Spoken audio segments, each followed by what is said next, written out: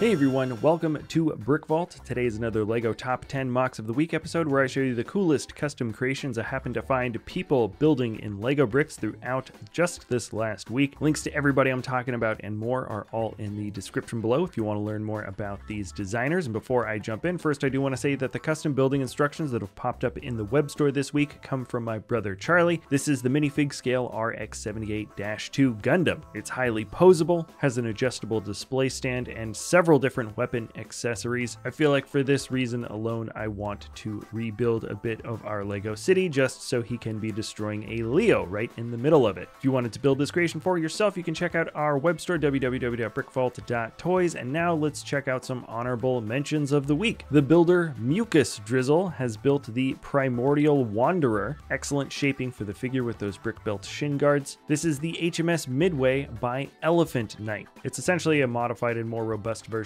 of a Caribbean clipper, and it looks amazing. Lazy Bricks built this diorama, the Argonne Offensive from 1918. Great ground detailing for a trench with trees. Soccer Kid 6 has the MS3 construction mech, classic looking design for a robot figure. And then Goal Plays with Lego built the outrageously over-the-top police street rod Lego MOC. When I first saw this, I heard the words "town meeting tonight" in my head. Lastly, for honorable mentions, this is from Arrow O'Conan, we have the Terrain Scout Ulmaris. Certainly an interesting robotic build. All right, jumping into top 10, this one here is from Dornbi, and it is titled Battle of the Kingdoms. In terms of an epic face-off, this is probably one of the most epic face-offs I've seen for a giant pre-battle, I suppose. The terrain is pretty darn detailed. I love the color variation for the river, and if you ever had an overabundance of figures, this is an absolutely excellent way to kind of display them, but it also just really sets the stage for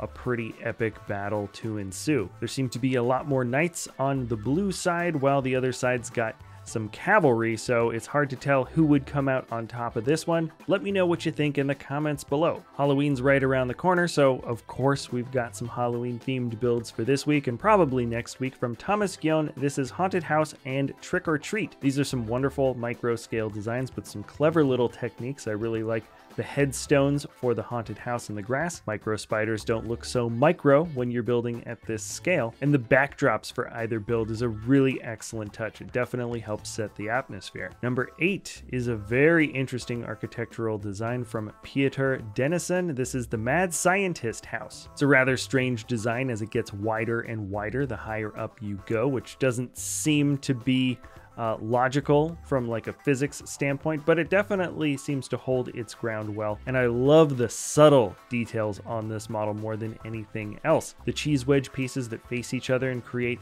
that wonderful zigzag design can be found in a few different places around the model. Certain areas of the build have many brown bars and axles wedged into small areas to create just kind of some more fine detailing around the outside. And even the rocks at the base are put together in quite a complex and interesting manner. Now we're jumping on over to a rather large build from Max. This is the RH53D Sea Stallion, and it is a pretty epic helicopter design built to an incredibly accurate degree of precision. This model has some extremely complex and interesting shapes. You can see the slowly arcing curve along the top that leads to the top rotor. The tail is wonderfully curvy, and in general the shaping for the nose and the cockpit area has an incredibly high degree of precision and angles and complexity. Now this next model isn't necessarily Halloween themed, but it is rather dark. This is the Raven from Felix Gench. This style of building is something I like to call brick stacking. It takes on sort of the classic approach to building regular blocked out bricks, but comes at it with an incredibly sensitive eye for proportion and detail. He uses a combination of plates to really get the subtle angles of the back and the shoulders and the wings, and then just a few sloped out pieces here and there and a couple of slight angular pieces to make this model both structurally sturdy and highlight a few more detail sensitive areas. I love the shaping for the face. The mouth actually opens and closes, and the legs are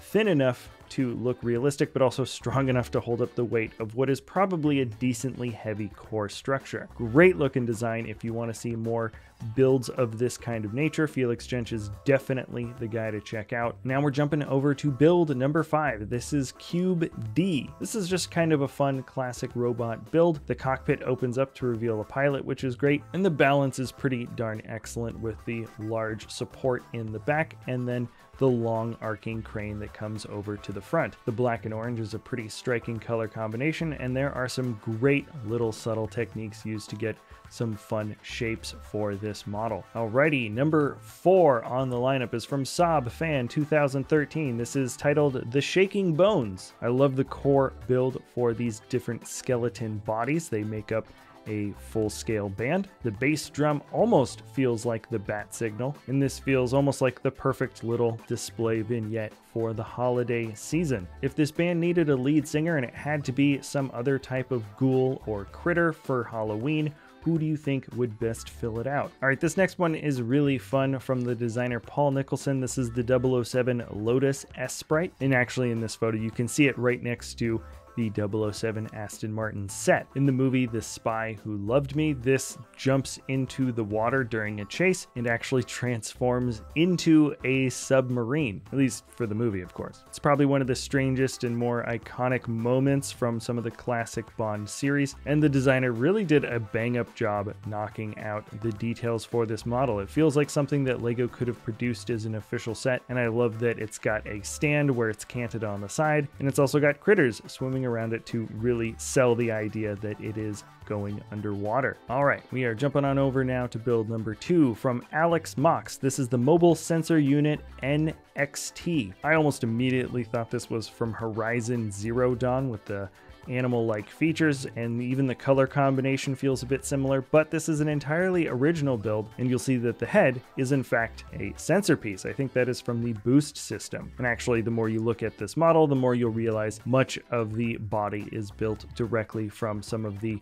electronic motorized functions. Maybe not from boost necessarily, but from the different motorized features that LEGO has. There are some excellent shapes to be made with these pieces. Generally, I just love the shaping for the head and neck and the wires that come out to attach it. The legs are relatively thin, but they feel quite strong for a LEGO build. They look that way at least. And then the flaring antenna that come out from the top of the head as well as the back kind of give you that bird-like or feather-like featurette that helps sell the idea that this is a little bit more of like a robotic animal than just pure robot. Just a great aesthetic design. And now let's jump on over to the last model of the week from Ralf Langer. The title is To the Sky. In terms of detailed architectural or structural designs, this builder has got some of the most incredibly breathtaking models out there. The complexity and intricacy of every little shape that you see on this model shows just all kinds of interesting approaches to brick connections, but it also outlines some very ambitious architectural motifs that very few designers ever even try to attempt. And even the base colors for these different buildings are never actually one single color. The closer you look, you see